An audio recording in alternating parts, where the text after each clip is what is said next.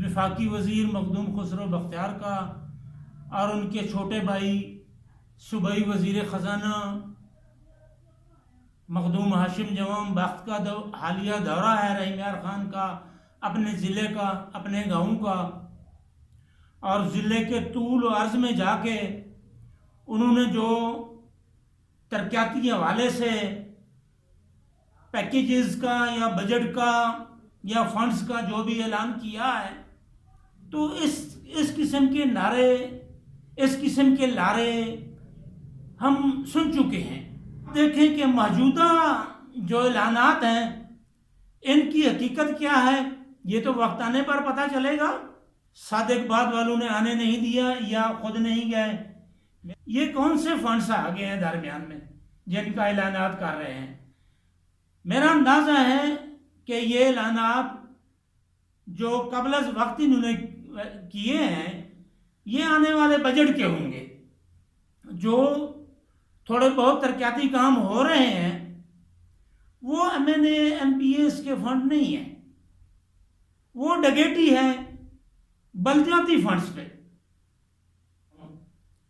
जिला रहीम यार खान से लेकर राजनपुर, डेरा गाजी खान, मुल्तान,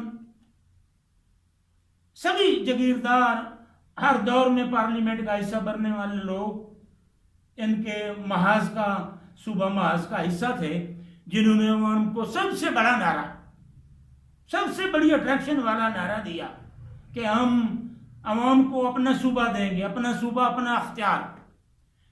वो लोग देख रहे हैं अपने सूबे की राह और उस अख्तियार को देख रहे हैं कि वो अख्तियार कहाँ है। सिविल सेक्रेटेरिएट के नाम पे इन्होंने कोई नया तजर्बा किया है, तमाशा किया है। अवाम के साथ ऐसे वादे ना करें, ऐसे लारे अवाम को ना लगाएं जो झूठे हों, जिनकी बुनियाद ही झूठ पे हो।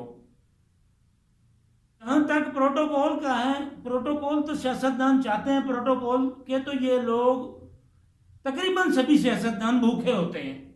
आदिम साहबान अपने हल्का इंतखाब के उन इलाकों में, चाचना शरीफ के नवाह के इलाके हैं, अहमद कुडन है, मड आदिल है, चाका अहमद यार है,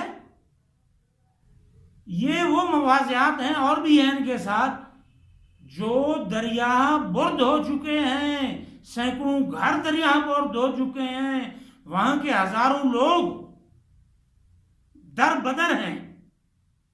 आज के दिन तक और इस टाइम तक इन उजरा भाइयों में से कोई उन दर बदर लोगों के पास उनके आंसू पूछने के लिए नहीं किया, उन्हें दिलासा देने के लिए नहीं किया। ये तो है अपने वोटर्स के साथ इन साहबान का रवैया। क्यों नहीं गए? ये एक बहुत बड़ा सवाल है कि अवामी नुमाइंदगान को, ज़िला इंतज़ामिया को, ख़ास तौर पे आज मैं कहना चाहूँगा वज़ीर आला पंजाब सरदार उस्मान बुज़दार साहब, अगर ये मेरे अल्फाज आप तक पहुँच रहे हैं, मोहतरम जनाब वज़ीर आज़म पाकिस्तान जनाब इमरान खान साहब, अगर किसी वक्त, जिस वक्त भी ये मेरे अल्फाज आप तक पहुँचे, आप इन बातों को सुने, इन पे हमदर्दाना गौर करें कि हमारे अवामी नुमाइंदगान का सोच का, उनके रवैयों का लेवल क्या है। अगर उन्होंने सिपर बंद के फंड्स नहीं रुकवाए या मंजूर नहीं होने दिए, तो फिर ऐसी कौन सी बड़ी रुकावट है कि सैकड़ों घर दरिया बुर्द हो गए, उन्हें बचाने के लिए कोई आगे ना आ सका। आया इसे वजीर आला ने या वजीर आजम ने यह अख्तियार दिया है कि आप जाएं, ज़िले की बागडोर, ज़िले के जो मुस्तकबिल में बलदियाती इलेक्शन होना है उस हवाले से प्लानिंग करें, उन्होंने अख्तियार दिया है। या ये इनकी आज खुद कोई सोच है दूसरों पर गालिब होने की। ये मखदूम जो लोगों को चक्कर देते हैं, मेरे ये मखदूम बुज़रा मखदूम जो हैं, ये मखदूमों को भी चक्कर देने वाले हैं।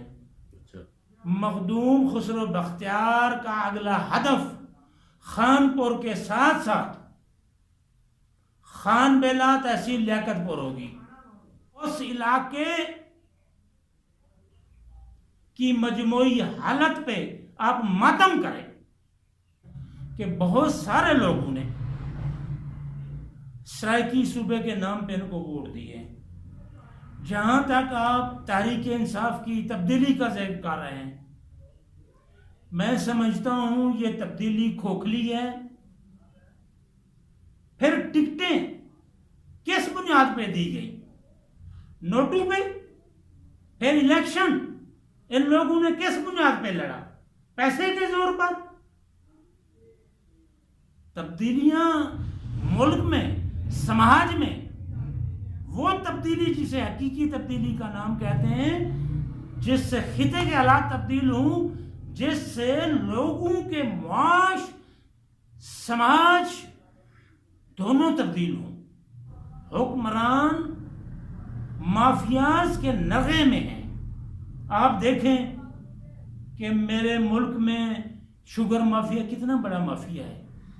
शुगर फैक्ट्रीज कंट्रोल एक्ट तरमीमी ऑर्डिनेंस पास किया था, उसकी वजह से किसानों को रिलीफ भी मिला।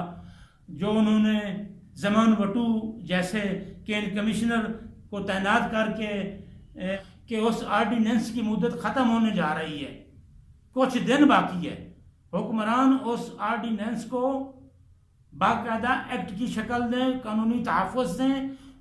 अच्छा ऑर्डिनेंस है, उसको बचाया जाए, किसानों को फिर माफियाज के सुपुर्द न किया जाए।